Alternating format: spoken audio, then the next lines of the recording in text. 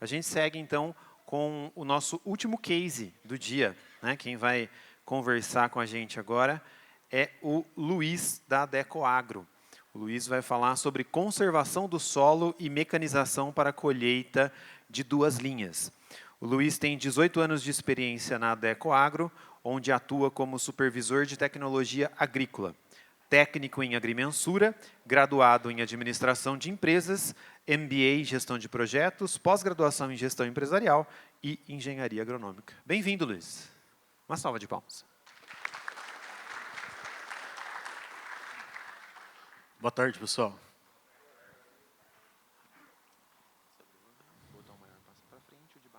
Tá. Bom, pessoal, para mim é um motivo de muito orgulho, né, estar aqui junto com vocês. Tenho acompanhado a história da Agrocard já há um bom tempo. Em 2013, na TecGraph, fizemos o primeiro curso, né, lá com o pessoal. Então, a gente participou desse desenvolvimento ao longo dos anos, né, e na Adecoagro a gente também utiliza bastante essa ferramenta, né, como um precursor de projetos lá no desenvolvimento da conservação e colheita de 2 linhas dentro da Adecoagro. Falar rapidamente aqui só da Adecoagro, né, não tem como deixar de falar. Então, nós somos uma companhia, né, que prioriza a gente ser a maior produtora, né, de energia renovável e alimentos no mundo. Então, essa é a nossa diretriz aí como um todo. Vou passar rapidamente aqui, só hoje a gente no Brasil e também na Argentina, né, dividido em 2 regiões, e Uruguai, aproximadamente 600 mil hectares aí em toda a companhia. Hoje, pensando no mercado de cana, né, a gente está aí na casa dos seus 210 mil hectares. Tá? Lógico que isso tem rotação de cultura, soja, a gente tem milho, amendoim, tem várias outras culturas aí que estão no meio disso só no Brasil. Falar um pouquinho aí também diretamente da cana, né? Nós temos 3 unidades no Brasil, sendo 2 no cluster MS e 1 em Minas, né? Nossas capacidades aí estão em torno de 14 milhões e meio, né? Estamos com a safra programada de 13 milhões e 700 para o cluster MS e 1 milhão e pouquinho para Minas Gerais, aqui na unidade de Monte Alegre. Falando um pouquinho também na nossa história, né? A gente começou em 2005 com a aquisição da usina Monte Alegre, né, aqui em Minas. Logo na sequência, em 2006, foram as aquisições, a construção, na verdade, da unidade Angélica.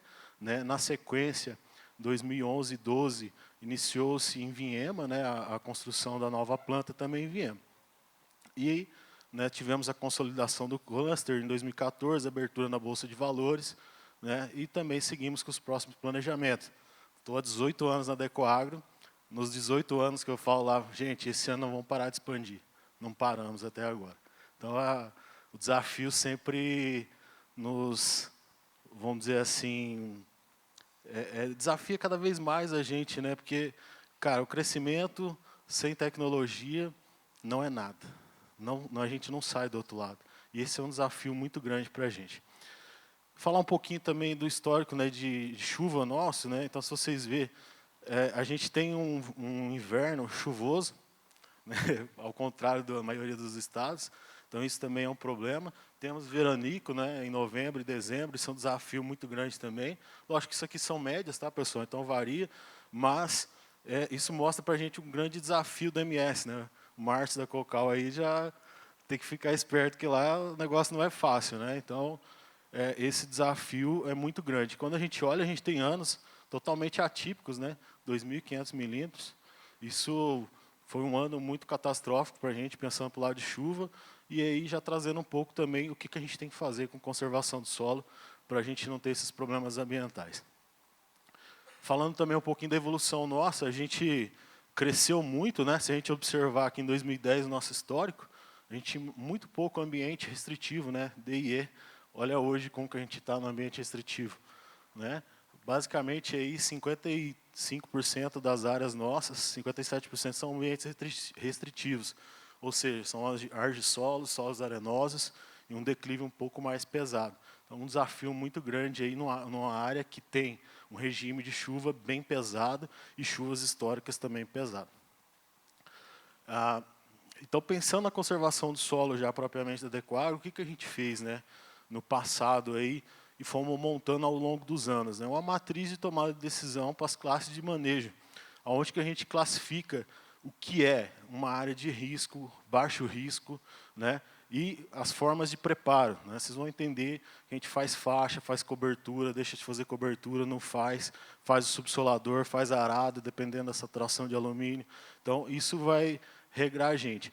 Aqui, só para entender um pouquinho o que é o mapa, né, essas áreas em verde, eu consigo preparar elas, independente se é arado ou subsolador, em qualquer momento do ano. Né? Mas vocês falam assim, mas cana, cara, cana geralmente a gente planta de ano e meio, planta ali de março, abril, maio. Né? Nós temos uma característica na Adecoagro, que eu acho que é diferente das outras empresas, a gente prepara, colhe e planta o ano todo. Né? Então, hoje, a gente já colheu 2.400.000 toneladas, esse ano já. Então, a gente já vem com a safra, a gente não para. Para uma unidade, a outra começa e assim continua. Então, pensa num desafio com muita umidade, você com colheita de 2 linhas. Outra particularidade nossa, 80% da nossa cana é colhida com colheita de 2 linhas. São 44 colhedoras de 2 linhas CH950. Daí um desafio muito mais grande ainda quando a gente fala de projetos, desde conservação a projetos, né, para colheitabilidade.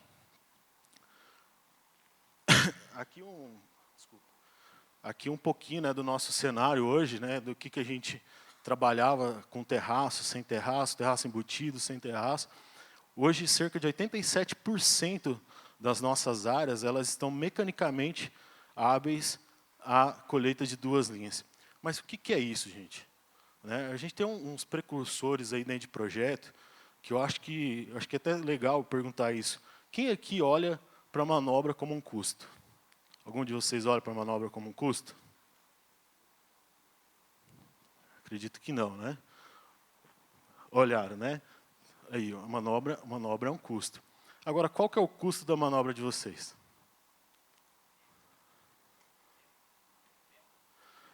É o tempo, certo? Qualquer finalidade de custo, quando a gente vai colocar uma colhedora, é 1 minuto e meio para a gente colocar isso na finalidade de custo.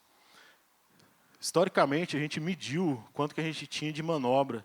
Estou considerando 2014 até, agora é 2026. Final de 2025 para início de 26.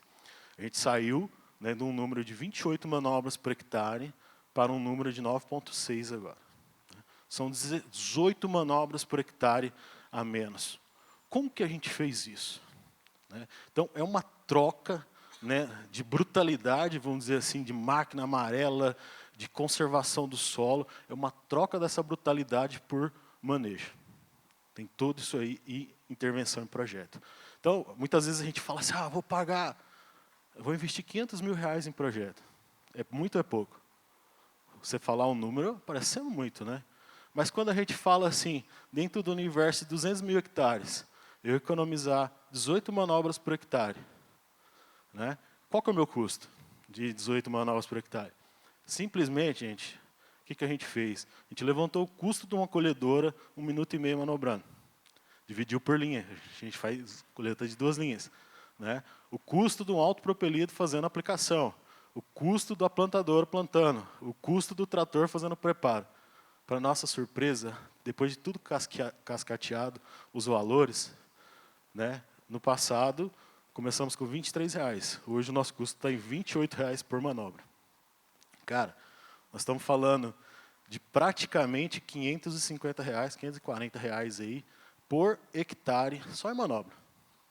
Aí eu te pergunto, né, agora, esses 500 mil ficou barato ou ficou caro? Quando a gente fala investimento diretamente em projeto. Outra coisa que a gente não mensura, né?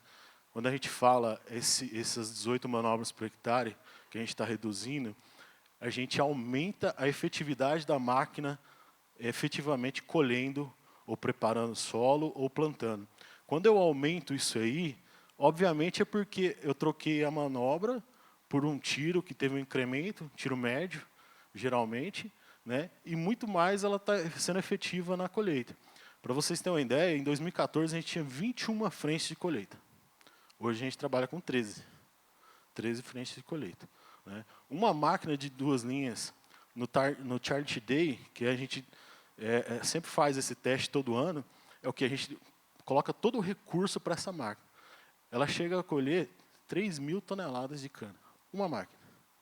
É muita coisa quando a gente coloca isso no dia a dia, né? Então, o desafio, cara, para a colheita de 2 linhas é bem grande. Só que para a gente sair do outro lado, tem um caminho que é a sistematização. Só que essa sistematização, como que a gente vai fazer? Por exemplo, retirada de terraço. Base larga, embutido, isso é um problema. Um problema muito sério, principalmente para a colheita de 2 linhas. Para a colheita de 1 linha já é um problema grande. Você não tem paralelismo, você não consegue, né, que a máquina performe bem, porque ela escorrega, a plantadora também, né? Então, como que a gente vai fazer essa troca, né? E aí, vem algumas coisas que são legais, né? Que dentro da sistematização nossa, o objetivo, lógico, é garantir a sustentabilidade, né? Também eliminar a manobra dentro do canavial e potencializar a colheita de 2 linhas. Mas olha só outra coisa muito grande aqui, falando em conservação.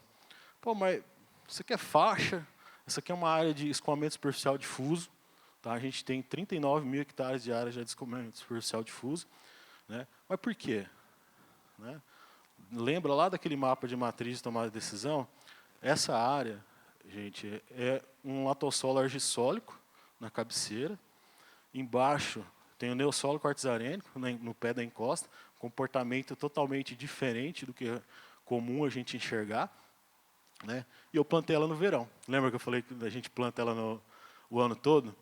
Né? Então, pensa na dificuldade de fazer isso. E como que você vai fazer isso sem concentrar água? O terraço ele atua como um concentrador de água. Só que quando você planta ele março, abril, maio, que geralmente você planta cana de 1 ano e meio, você não tem muito problema. Porque geralmente você já está extinguindo ali o problema das águas do verão. Então isso é mais tranquilo. Agora, como que você vai fazer essa transição, né? Então, tem uma coisa que segura muito mais o solo nosso e agrega muito mais ele, né, do que propriamente o terraço ou qualquer outra técnica. Se chama cobertura. Essa é a grande pegada quando a gente fala de projeto, né? E aqui um exemplo só da Fazenda Santa Isabel, que eu trouxe aqui. Eu gosto de trazer esse exemplo porque mostra muito a questão do como que é a diferença. Lógico que eu tirei uma foto na parte melhor, tá? A parte do fundo vai ter umas fotos aí. E aí, gente, falando propriamente de cobertura, né? Estava falando até com o pessoal da Bung ali agora há pouco, eu achei legal. Falou, estamos fazendo mix com girassol e tal. Nós também estamos fazendo isso, né? Estamos fazendo mix com girassol, estamos fazendo crotalária, estamos fazendo milheto, estamos fazendo braquiária, soja, né? Então, durante o ano de 2025, fizemos aí 34.000 hectares de cobertura. Para a gente, né, não sei se vocês já viram a palestra do Vitor Campanelli, quando ele mostra, né, o efeito de com todo respeito, um careca e um cara com cabelo muito grande. Ele joga água, né, a água na cabeça do careca passa direto. Na cabeça do rapaz que tem bastante cabelo, ela dá aquela segurada e desce, né? O que representa isso para a gente? A água infiltra. Para vocês terem uma ideia, se você pegar na literatura um latossolo, textura média de 20% de argila, geralmente ele tem uma capacidade de infiltração de 30 a 70 milímetros por hora. Quando você coloca a cobertura, uma massa em cima desse solo, essa primeira camada chega a reter 400 milímetros por hora, né, infiltrar. Então, essa que é a grande pegada, é fazer com que a gota da chuva não bata diretamente no solo, não tenha dispersão dessa argila e não tampe o microporo. Essa que é a pegada com relação à conservação do solo. E aí vocês falam assim, pô, mas o que isso tudo tem a ver com a Agrocard? Né? Hoje, para vocês terem uma ideia, a gente tem mais ou menos 430 pilotos automáticos na nossa unidade. Né? Isso na unidade do cluster MS. Quais são essas operações? Até a aplicação da cobertura, estou no piloto automático. A grade, o herbicida que eu faço, a aplicação com hidrorol lá na vinhaça. A gente tem outra particularidade, que a gente tem vinhaça concentrada, então a gente concentra a nossa vinhaça, né, para que isso melhore, a gente faça adubo organomineral, né? Então a gente consegue jogar isso. Outra situação, nosso plantio, a gente não tem plantio manual, 100% mecanizado. Então a gente atua com 3 frentes, né, nessa linha de frente. E também temos outra particularidade, que é a questão do MPB, né, que a gente investe muito na questão do desenvolvimento de mudas pré-brotadas. E com isso a gente tem outra situação, que é a irrigação. A gente também usa linha de piloto para irrigação, né? A gente usa os Gruners hoje para fazer a irrigação do MPB. Então, na faixa de 3.000 hectares aí, que viram muda para esses praticamente, aí, ano passado 35.000, esse ano programado 32.000 hectares de plantio de cana-de-açúcar. E aí, trazendo também um exemplo aqui de uma fazenda que a gente fez recente, uma área de expansão, né, projeto da Fazenda Flor, Gleba 3. Então, o Ruri, que está aí, que acompanha o projeto desde pequeno também. Lembrando que, eu estava falando agora há pouco, a gente ainda está expandindo, né, a gente não parou de expandir até hoje. E aqui nessa fazenda, é uma fazenda de 4.000 hectares, a gente costuma dividir em glebas, cada gleba lá tem 1.000 hectares. Né, e uma particularidade dela, de novo, tem o argissolo, temos algumas encostas lá, né, com um argissolo bem fracionado, vamos dizer assim, com muita areia, e temos também neossolo quartzarênico nas bordas e latossolo em cima. Você imagina você manejar isso tudo da mesma forma. Tem forma? Tem forma. Né? Aqui, o mapa de declive, né, feito até pelo AgroCard, que mostra para a gente, é uma área que não é tão caída, gente. Mas a dificuldade é o ambiente no verão. Nós começamos a preparar ela em outubro de 2025. Você imagina uma área dessa. E aí uma coisa que eu acho legal, né, eu discuto muito com o Alexandre Puglisi, agora recentemente com o Jairo Maza também, sobre essas questões de conservação do solo. E uma grande coisa que me chama a atenção muito, né, quando nós falamos lá, né, acho que o Márcio vai me ajudar com isso aí. Cara, eu não encontro bacias acima de 200 hectares aqui em São Paulo. É difícil achar. Ou seja, são bacias pequenas. Aí nós brincando lá, conversando um dia, eu falei, cara, nós nunca encontramos uma menor que 200 hectares aqui. O que isso tem a ver? Quando a gente calcula tempo de concentração, que é o tempo que a água demora para cair lá na cabeceira e descer até no ponto de deságua, seja um talveg, né, um vertedouro, seja uma represa, o tempo de concentração ele é muito mais baixo. Só que o volume é muito maior. Então, esse tipo de área tem uma certa pressão. Mas e aí, como que você vai mecanizar um trem desse sem curva ou com minimamente curvas necessárias no verão para que dê resultado e não dê problema de erosão? Né, que acho que a grande pegada hoje no mundo é sustentabilidade e verticalização da produtividade. Como que a gente vai fazer isso? Né? E aí, quando a gente olha o declive, cara, olha só as beiradas. Né? Quando a gente olha o fluxo natural, também gerado no AgroCard ali, a gente vê que tem umas concentrações muito grandes de água. Né? E aqui, outra coisa que é muito legal, a gente faz todo o levantamento com Vant, a gente tem uma estrutura com 3 IBI e 3 matriz 4E, né, para fazer toda a restituição de linhas e também as linhas os projetos. Né? Então, a gente hoje, para precificação, a gente não tem mais nada por hora máquina. Nós não gastamos mais nada com isso. Como que a gente faz? A gente faz o cálculo de volume de cada movimentação, de cada erosão que tem lá, cada estria, vala, tudo isso aí. Né? Todos esses pontinhos aqui eram beira de cerca. Né?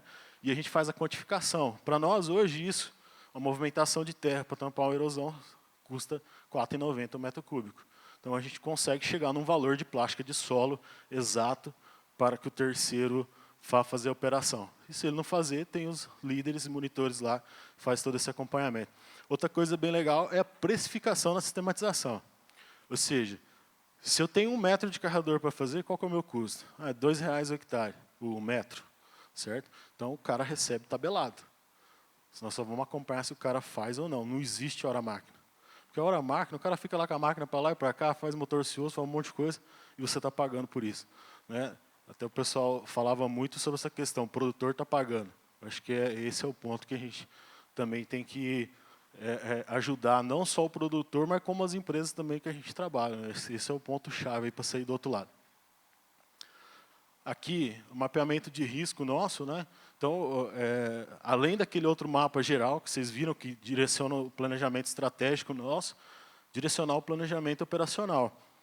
Em outubro, né, novembro, a gente preparou essa área, chuvas, né?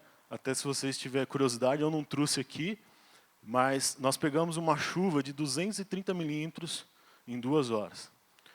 Se vocês quererem procurar no Diário Oficial de Inviema, foi declarado estado de calamidade pública devido a essa chuva.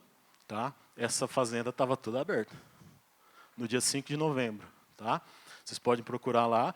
Nós temos as estações, né, que a gente tem uma parceria com a Damar, são 30 estações meteorológicas, e a mais próxima dessa fazenda registrou um pico das 4h05 da manhã até as 4h20 de 176 milímetros por hora. Pico de intensidade. Você imagina para um solo que tem uma capacidade de 30 a 70 milímetros por hora. Teve um excedente muito grande, né? Outra coisa que é legal, na nossa equipe a gente deu uma desmistificada, né? A gente tirou um pouco da cultura do depende, né? Por que a cultura do depende? É a cultura do engenheiro agrônomo, né? Então a nossa equipe hoje, formadora de projetos, nós contamos com praticamente 80% dela é engenheiro civil e designer. Então, essa pegada deu uma mudada um pouquinho na lógica de pensar. Por quê? De certa forma, o engenheiro civil ele é muito matemático. Ele vai calcular tudo e calcular o risco disso. Então, nós chegamos nesse denominador para chegar com sucesso. E falando do mapa, aqui basicamente é um indicador. No verde, eu consigo preparar qualquer época do ano, mas também consigo preparar nessas épocas sem problema. O vermelho eu só consigo preparar nessa época, se eu não tiver outra forma de manejo. Tá? Então, nessa área aqui, que parece pequeno, tá, gente? Mas tem movimentação aqui de 4, 5, 6 mil metros cúbicos de terra para poder tampar uma erosãozinha na fazenda. E aí, a implantação, né, dessa fazenda, como que ela foi, um projeto misto, onde a gente considerou 2 técnicas. O SOSP, né, que é o sistema de sistematização sem obstáculo passante. O que é o obstáculo passante, para a gente falar? É o terraço base larga. Por que nós não estamos usando base larga? Por causa do torcimento das máquinas. O terraço base larga é um problema, gente. Quando a gente consegue seguir fielmente um alinhamento de plantio, ok. Quando a gente não consegue, o torcimento da máquina é muito forte. Colhedores de 2 linhas pesa 39 toneladas. Você imagina uma colhedora desse tamanho, passando em cima de um terraço, torcendo, muito problema de manutenção. Um custo elevadíssimo. E assim, quando a gente fala de colhedora de 2 linhas, gente, a gente está falando de uma coisa que é um nicho no mercado, que se você tiver condição de solo, né, de relevo, vai ser um nicho sem volta. Mecanização é isso aí. Né? Talvez a gente não vai enxergar isso tão cedo, mas vocês vão ver que evolui, não tem jeito. Né? Estava até brincando com os meninos, ele estava falando com o Márcio, nós estávamos falando sobre o próprio AgroCAD. Né? Antes era um plugin, um pendrivezinho que você ponhava lá atrás do computador para poder funcionar. E aí? 2013 eu lembro disso, quando eu vim fazer o curso aqui em Campinas, a Tecgraph. Então, a evolução vai acontecer, gente, quer a gente queira ou não. Né? Plantadoras cada vez maiores, plantadoras de grãos, colhedoras cada vez maiores, e a gente tem que acompanhar. A verticalização da produtividade vai depender disso. Né? E cada vez mais a população mundial só aumenta. E nós temos que dar comida para esse povo. Como que a gente vai fazer para isso? A gente tem que fazer com produzir mais com menos. Né? Essa é a grande sacada. Bom, aqui voltando um pouquinho da faixa, né? A faixa que a gente está trabalhando nesse caso aqui, 24,48. Por que 24,48? 24 são 16 linhas de cana, de 1,5 m, com espaçamento simples. Por que 48? Porque a gente faz toda a sistematização da primeira, né, faixa. O que é essa sistematização? Desde bigode, curva, carregador, que você precisar fazer, pátio de transbordamento. Como que a gente entende que um pátio de transbordamento é ideal? né, eu preciso ter um talhão de 400 metros de altura por 800 de comprimento. Um pátio a cada 128 hectares. Essa aqui é a lógica. O que seria o número ideal de manobras? 5 manobras por hectare. Esse era o número ideal. Matematicamente não tem como você fazer menos. Certo? A não ser que, lógico, que você aumentar o tiro, só que aí você vai ter uma deficiência, tá, de transbordo por conta da sua produtividade. Então, você não quer isso também. Como que a gente pensa isso? No equilíbrio de produção. A cana, como a gente sabe, geralmente ela produz 140, 150, 160 nos primeiros anos, primeiro ano, depois ela cai 20, 10%. Então, geralmente a produtividade é essa. Então, esse dimensionamento de pátio é pensando nessa lógica. Tá? Aqui a mesma fazenda também, aqui mostrando a sistematização, né, da primeira faixa, que vocês podem ver a construção do carreador, né, como é um solo restritivo, a gente está invertendo o material, trazendo a argila para cima para ter compactação, são caminhões muito pesados, né, 115 toneladas aí de peso bruto, então são muita coisa, e quando a gente não anda tremeado, né, nesse caso aqui é uma fazenda que a gente vai passar tremeado, e aí aumenta o peso bruto aí para 130, 140 toneladas também de cana. Aqui, já plantando a cobertura, né, da segunda faixa, então a gente vai observando uma fazenda muito grande, uma fazenda com bastante dificuldades operacionais, considerando o solo, né, e você já começa a ver como que vai ficar o desenho das linhas de cana. Outro ponto que é chave para a gente é a questão do raio de giro. Qual que é o raio de giro ideal para a gente plantar cana? Sem ter perca de aderência no paralelismo, sem ter perca de arrasto na plantadora. Alguém tem um palpite aí? 120 já consegue. Né? Mas, para você considerar que nós temos uma margem de falha de 15 centímetros para cada lado. Falha não, uma margem de segurança. A toceira tem 15 para cada lado, forma 30, zona radicular, mais 15 de folga. Né? Então, o que acontece? Até 80, eu consigo empatar isso aí, de raia. De 120 para cima, eu não tenho perca. Né? E aí, né, uma conversa bem legal que nós estávamos tendo ali na hora do almoço. Mas e aí? Como que eu vou fazer? Eu vou usar o coverage para poder colher minha cana? Sendo que eu estou falando aqui que tem uma arrasta de 80 a 120, até 150, que você está falando. Né? Solos arenosos. Então, gente, não tem outro caminho a não ser a restituição de linha. Né? Hoje a Deco faz todo o levantamento com os drones nossos, a gente passa para a GeoIA, ela faz todo esse processamento e já dá a linha pronta para a gente, né? E depois a gente tem que redimensionar essas linhas com a AgroCAD para as frentes de colheita. Por quê? Qual que é a dificuldade, gente? A gente tem arquivo de 1,5, né, para o transbordo, a gente tem arquivo de 1,5 para a colhedora de uma linha, né, e deslocado 75 centímetros, como o Márcio apresentou para a gente, e a gente tem um arquivo de 3 em 3, que é para a colheita de 2 linhas. Né? Tanto esse arquivo vai para a colheita do transbordo, quanto para colhedoras de 2 linhas também.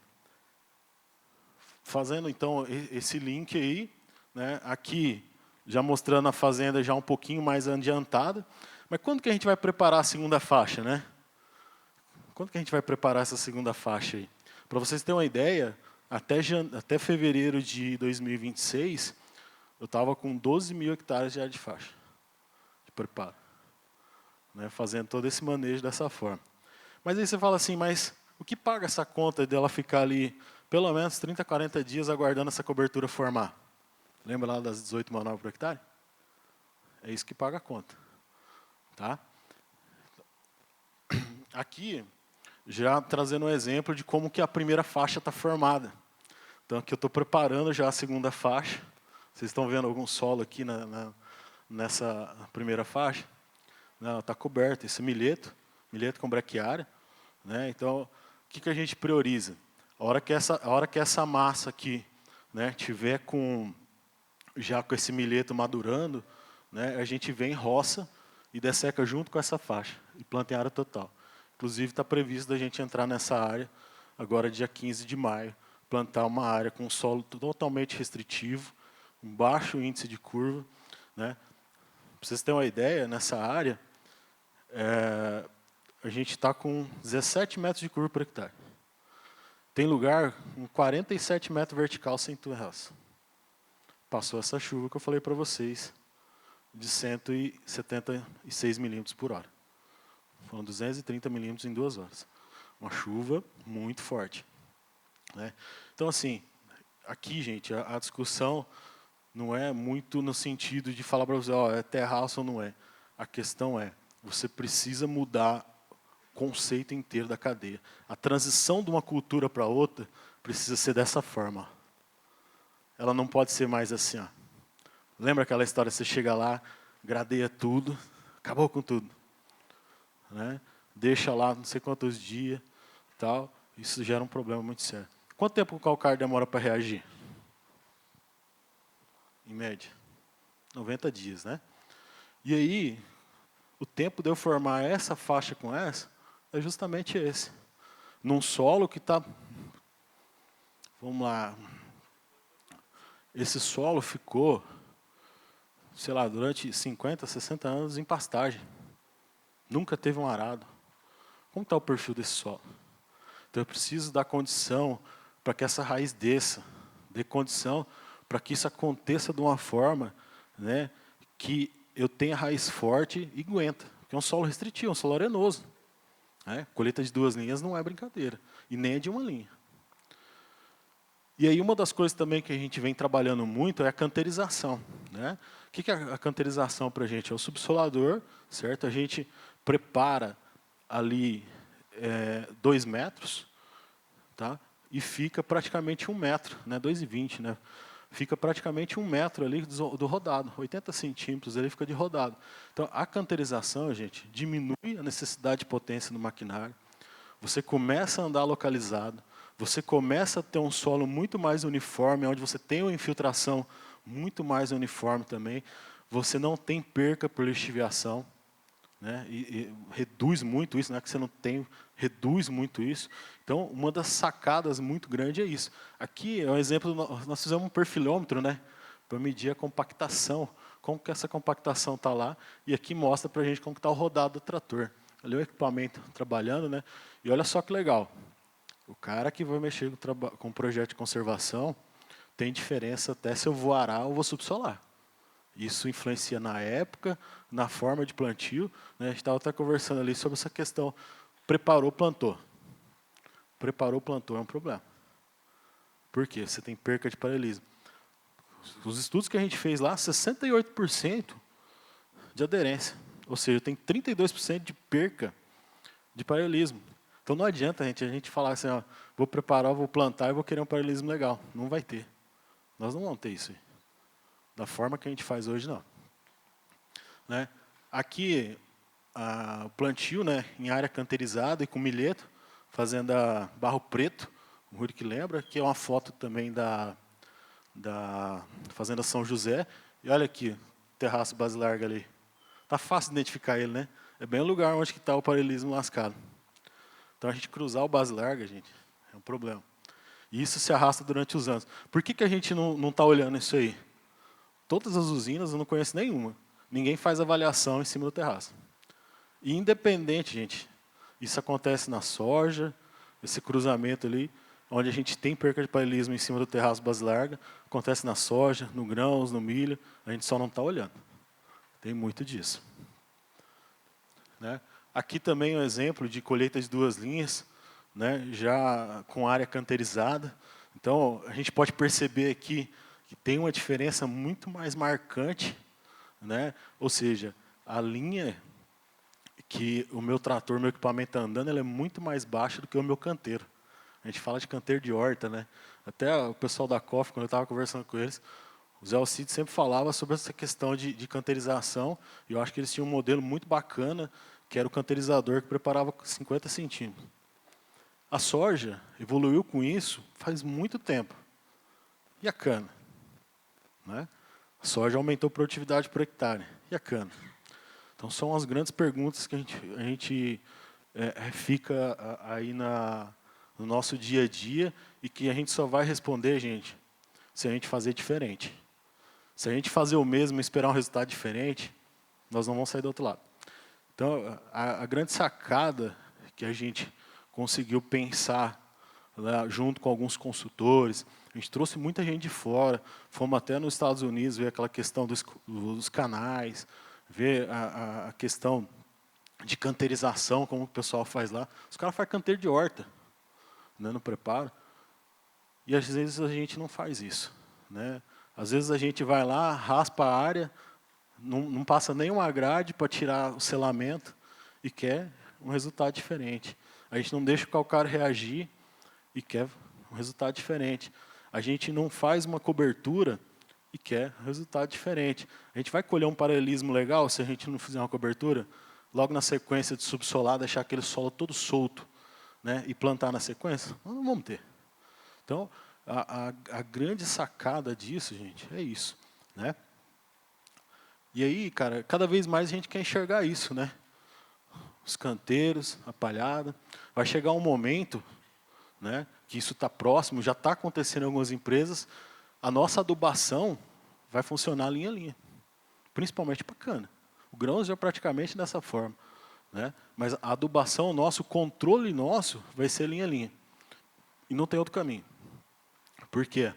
Cada vez mais a questão de sustentabilidade, questão ambiental, o uso e manejo da água, vai forçar a gente a chegar do outro lado de uma forma muito mais eficaz, com menos problemas de erosão, com menos risco. E só tem essa maneira. Não tem outra maneira de a gente chegar do outro lado sem ser a questão de você melhorar o seu paralelismo, você canteirizar a sua lavoura, independente se você está usando colheita de 2 linhas ou não. Para nós é uma particularidade. Colheita de 2 linhas, uma máquina chega em canas de 160, 170 toneladas, produz por 1,6, 1,7. Numa cana de 70, 80, ela chega a 2,3. Então, a produtividade disso é muito maior, quando a gente olha, né? Então, o caminho nosso, gente, que a Adecoagro está seguindo, né, e o caminho que a gente acredita é esse. São pilares, né, dentro do projeto que a gente precisa trabalhar, e o mais importante é não pisar. Se a gente não pisar na lavoura, a gente vai conseguir longevidade.